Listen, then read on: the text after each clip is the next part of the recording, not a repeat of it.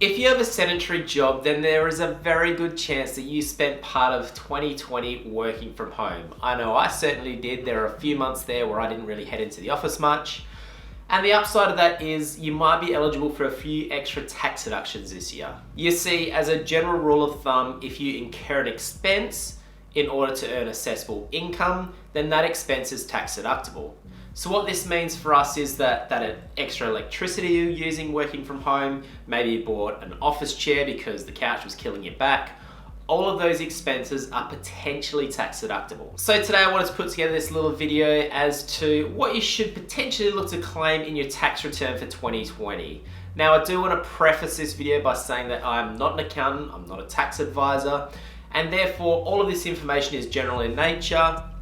I've basically just taken a lot of the information directly from the ATO.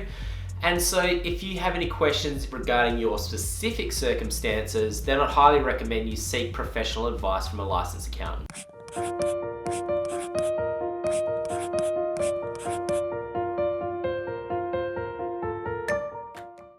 Hello guys, Brad here from The Guided Investor. Welcome back to the channel for another video. If you're new here, consider hitting that subscribe button because I post regular videos about how you can do more with your money.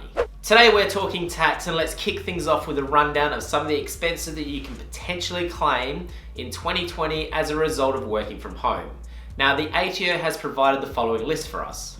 Electricity expenses associated with heating, cooling and lighting the area from which you're working and running items you're using for work.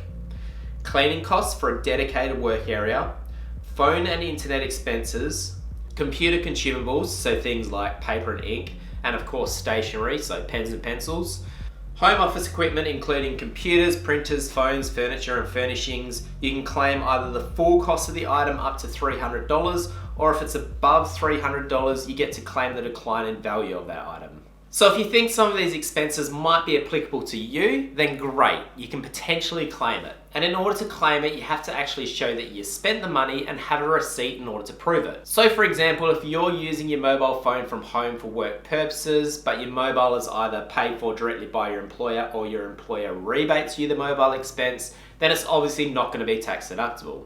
On the other hand, if you pay for your own mobile, the bill's in your name, the money comes out of your own account, and the employer doesn't rebate you for this, then there is a good chance that a portion of your mobile bill is going to be tax deductible. Now, some employers will also give their employees an allowance for a mobile. In this case, the allowance would be assessable income and you'd still be able to claim the mobile expense as a deduction. One interesting aspect on the list that I feel needs further explanation is the purchase of equipment. Now, I think this is going to potentially relate to a lot of people because I know when COVID-19 first started, we went out looking for a webcam and couldn't find one because they were all sold out. So I feel like a lot of people have gone out and bought stuff in order to be able to work efficiently from home. If the equipment you purchase costs less than $300, then you can generally claim the full expense. If the equipment you purchase costs more than $300, then you can generally only claim the decline in value. Now what that means is basically you have to depreciate the item. When you depreciate an item, you claim a portion of the value of the asset over the years depending on its effective life. And there are two calculations that you can make in order to depreciate an asset. You can use the prime cost method or you can use the diminishing value method, and the calculations are as follows. Under the prime cost method, you're going to get the cost divided by the effective life of the asset and times that by the number of days it's held in the financial year divided by 365.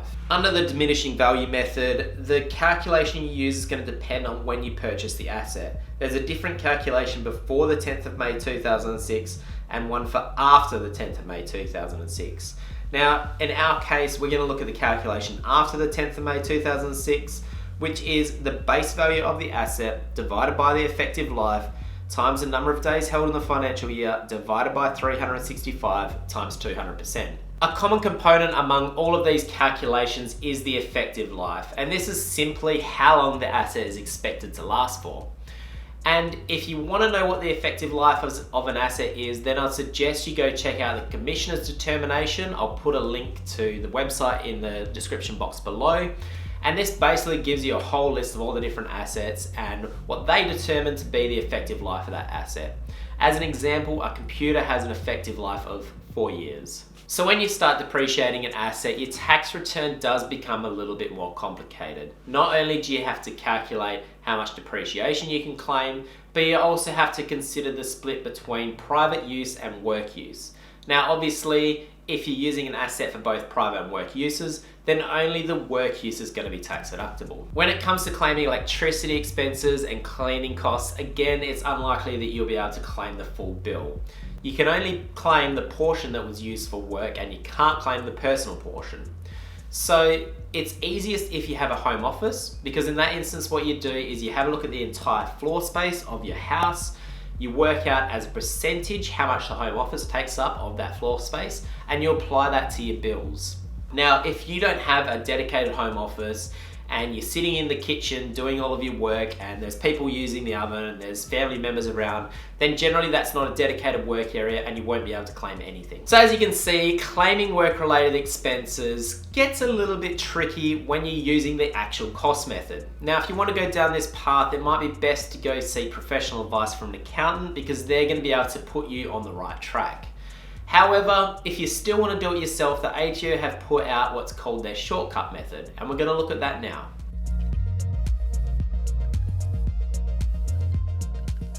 As we've already seen, it can start getting a little complicated when we start claiming items under the actual cost method, particularly if you need to depreciate items. However, the ATO has put out a more simplified method, and that is called the shortcut method. This method is only available from the 1st of March 2020 to the 30th of June 2020, and the idea is that it's a simple calculation which encapsulates all of your working from home expenses. In order to use this method, you need to keep a log of how many hours you've worked from home. So the log might be a diary, a timesheet, a roster, basically anything that tracks the number of hours that you've worked from home. Once you know the number of hours that you've worked from home, then you can claim a flat rate of 80 cents for every hour that you've worked from home. So for example, if between the 1st of March and the 30th of June, you were working from home the full time, you were working 5 days per week, 8 hours per day, then that's going to equate to a deduction of roughly $550. So while this method is very simple and easy to calculate, it might not give you the best bang for your buck, particularly if you've gone out and you've purchased equipment in order to be able to work from home. And now remember that you can't use both methods. So you can't use the shortcut method and the actual cost method. It's one or the other. So you basically need to work out which one's going to be more beneficial for you, and then roll with it. Also, the shortcut method only applies from the 1st of March. So if you're working from home before this date, then you might not want to use this method because you won't be able to claim the expenses otherwise. There is a third method called the fixed rate method, and I'm not going to go into detail about this one. It's similar to the shortcut method, but instead of claiming 80 cents for every hour, you can only claim 52 cents for every hour. But the difference is that there's no time restriction, so it doesn't have to be between the 1st of March and the 30th of June. And also you can claim additional expenses on top of the standard rate. But if you aren't sure which method to use, then again, I would recommend you seek professional tax advice.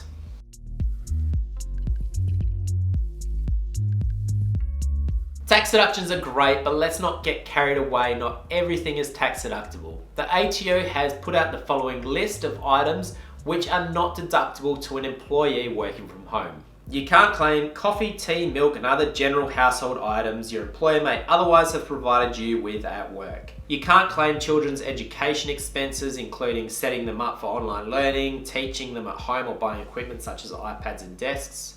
And as we touched on previously, you can't claim items that you're reimbursed for or items that are directly paid for by your employer. Generally, as an employee, you also can't claim housing costs such as rent, mortgage interest, water, and rates. Now, you potentially can claim these if you're a small business working from home, but then you have to consider the CGT implications as well.